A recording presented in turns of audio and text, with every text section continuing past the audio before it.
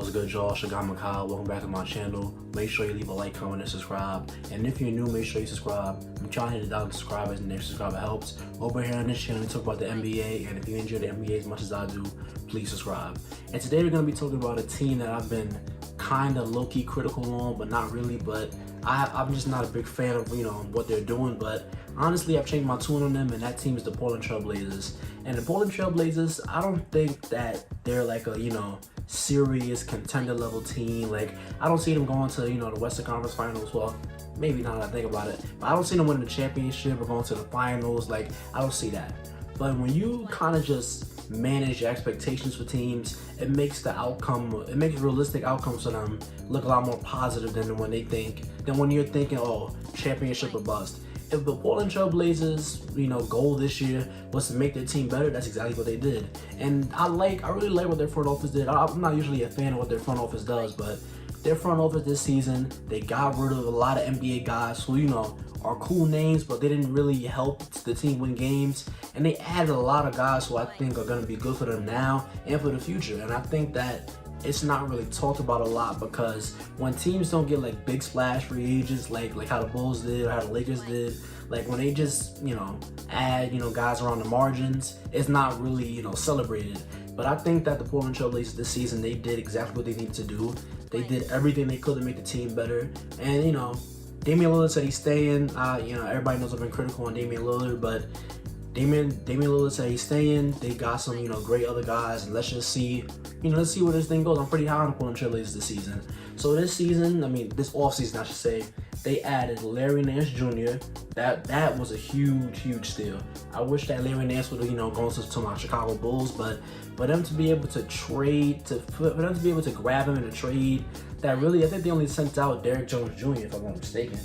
Yeah, they only sent out Derrick Jones Jr. and I think they might have sent out a pick, maybe, I'm not so sure, but they grabbed Larry Nance Jr., who's a really good guy, and I think that he fits the Portland Trailblazers system a lot. He's gonna be a great, pick and roll finisher, pick and roll play finisher next to Dame. He's a guy who can, finally defend at the 4 spot, probably help, Nurkic out there. He's a pretty versatile defender, if I'm not mistaken. He's 36% from 3, and not so many 3s per game, but he is, spacing, whether it be mid-range or 3, and he's a great finisher. He's one of the top athletes in the NBA, very long wingspan, and he's a decent passer in the short roll. Like, I feel like he's capable of making decisions for himself if, Damian dumps it off to him in the pick and roll. And I feel like Larry Nance Jr. being gotten for this price, it kind of had me, questioning what, Cleveland is doing. I wish that Cleveland would have been able to keep him, but, it is what it is. But Larry Nance, he fits the scheme and the system very well in Portland. Well, now that I think about it, it's probably going to be a new system with Chauncey Billups, but I feel like, they should still run a healthy amount of pick and roll with Dame.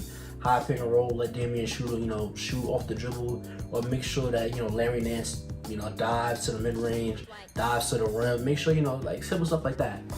But they also were able to add Cody Zeller. Cody Zeller last season, he was with the Charlotte Hornets, and I think he's I won't say really good.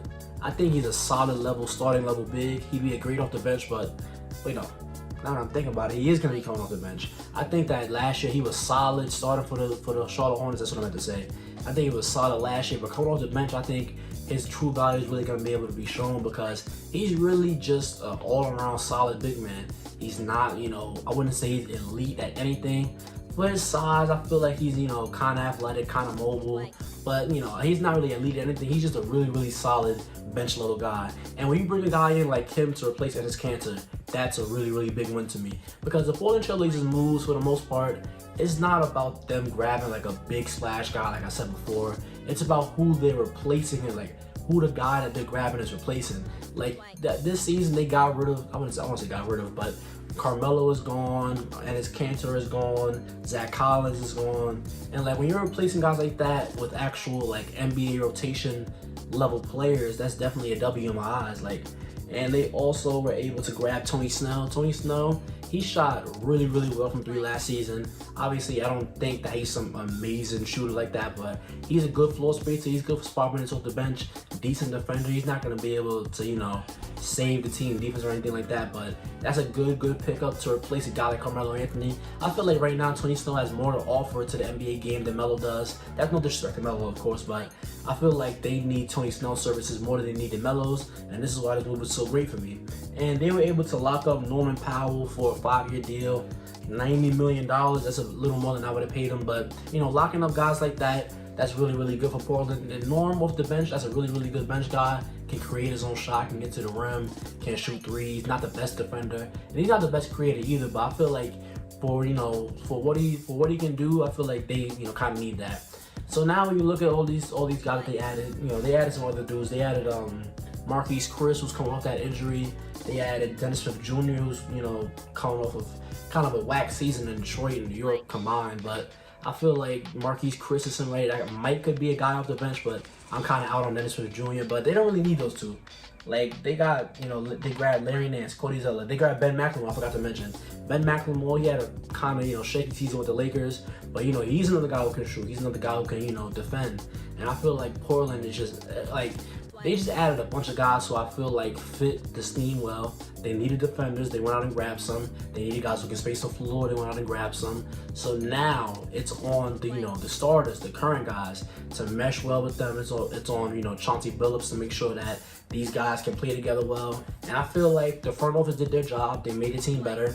So now, when I think about Portland, and when I think about they got Dame, they got CJ, they got Robert Covington, Norman Powell, Jusuf Nurkic, like they got NBA level guys who are really good. I think that with the West being the way it is right now, with the Clippers being injured and the Nuggets being injured, I have no problem with somebody saying that Portland's going to be 4th in the West. Personally, I have them, finishing 4th in the West. I have them finishing at the 4th seed, but I feel like they could finish from anywhere from 4 to 6. But I just think that when you look at their roster compared to like Dallas or Denver or even Golden State, I just feel like from top to bottom, they have the more complete roster. And those other teams, they probably have the better not first overall, but they probably have the better top player, top #1 guy. But Damian Lillard is no slouch. And I feel like if they stay healthy, because last season they got hurt and they were still able to grab the 6th seed. That's really amazing to me. But I feel like last season, had they not gotten hurt, they would have been an even higher seed. So this season, I'm predicting if they just stay healthy, if CJ can kind of continue how he started last year. I feel like last year it kind of goes, untalked about. When CJ McCollum started the year last year, he was going, bananas with the ball in his hand. Obviously, he's not a good defender, but he was really a top scorer in the league for the first couple of weeks. He goes down with a foot injury, and then, the rest is history. And I feel like Jusuf Nurkic needs to kind of step it up. I know he got injured, a season-ending injury, but if he can just go back to being the, good passing, good post guy, like being a decent, scorer, good screen setter, if he can go back to being that kind of dude, if he can have a mini bounce back, I'm not saying he has to go back to his peak, but if he can have kind of like a mini bounce back, I feel like that would be huge for Portland. And Damian Lillard, I feel like he is primed to be an MVP candidate this season because fully healthy, Damian Lillard is one of the best players in the NBA. And I feel like they finally got him defenders to where if you try to trap Damian Lillard, he can just toss it to guys who can make decisions. Like, I really like the Larry Nance acquisition. Like, I feel like Larry Nance is a guy who, he was in Cleveland, so obviously he's not going to get talked about a lot, but he was one of the better defenders in the NBA. He's one of the more athletic guys, and I feel like he was just perfect for what Portland needed this season. So, all like Anthony Simons off the bench too. I feel like he might could be something, down the road. They got Nasir Little. They got, they got a lot of guys on the bench. They are a deep team, and then, when you look at the starting lineup, I really like it, and I feel like the scheme that they should probably run, I don't like the whole, what was it called? The scheme that they ran under the last coach, I forgot what it's called, Terry Stotts. Under Terry Stotts, if you just trapped Damian Lillard, there was nobody else to kind of be able to make decisions for everybody else on the floor.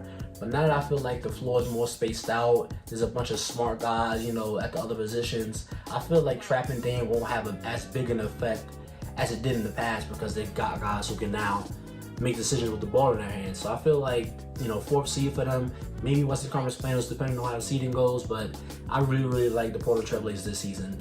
So yeah, man, if you say to this video, thank you. Don't forget to like, comment, and subscribe, and I'll see you on the next one.